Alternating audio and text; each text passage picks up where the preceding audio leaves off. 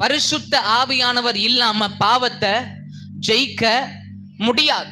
அந்த இச்சைய, அந்த பொய்ய, அந்த பொண்ண, அந்த பையனை ஜெயிக்க யார் இல்லாம? ஆமென் சொல்லுங்க. எனக்கு அவர் ரொம்ப இம்பார்ட்டன்ட். பாருங்க, இயேசு கிறிஸ்து தனியாவே போய் சத்துரு என்ன பண்ணிருக்கலாம்? சந்திச்சிருக்கலாம். தனியா போய் சந்திச்சிருந்தாலும் என்ன பண்ணிருப்பாரு? ஜெயிச்சிருப்பார். அவன் சோதனை என்ன பண்ணிருப்பாரு? ஜெயிச்சிருப்பாரு. ஆனா நமக்கு முன்பதாக ஒரு முன்மாதிரியான வாழ்க்கை வாழ்றதுக்கு அவர் எடுத்த உடனே எதுவும் செய்யாம பரிசுத்த ஆவியானவர் வர்ற வரைக்கும் வெயிட் பண்ணார். அவர் வர்றதுக்கு முன்னாடி சத்ரு இயேசு கூட என்ன பண்றான்? அவர் குழந்தையா இருக்கும் போது ஃபாலோ பண்றான். அப்படி இப்படி என்ன பண்றான்?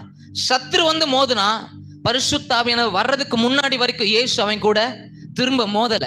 பரிசுத்த ஆவியானவர் இயேசுவின் மேல வந்தக்கு அப்புறம் தான் சத்ரு எதிர்த்து போறார். பரிசுத்த ஆவியானவர் என்ன பண்றாரு?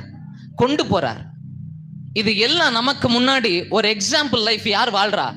இயேசு கிறிஸ்து வாழுகிறார். என்னைக்குமே அவர் நினைச்சா அவரா போய் அவனை எதிர்த்து தோக்கடிச்சிருக்க முடியும்.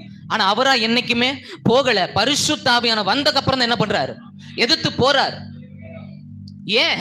என்னைக்குமே நம்மளை நம்பி நம்ம என்னைக்கு அவனை எதிர்த்து போயிடவே கூடாது. நான் சொல்றேன், சில பாவத்தை ஆவியானவர் துணை இல்லாம என்னைக்கும் போய் என்ன பண்ணிடாதீங்க? எதிர்த்து போயிடாதீங்க. சில மனுஷர்களை ஆவியானவர் துணை இல்லாம என்ன பண்ணிடாதீங்க?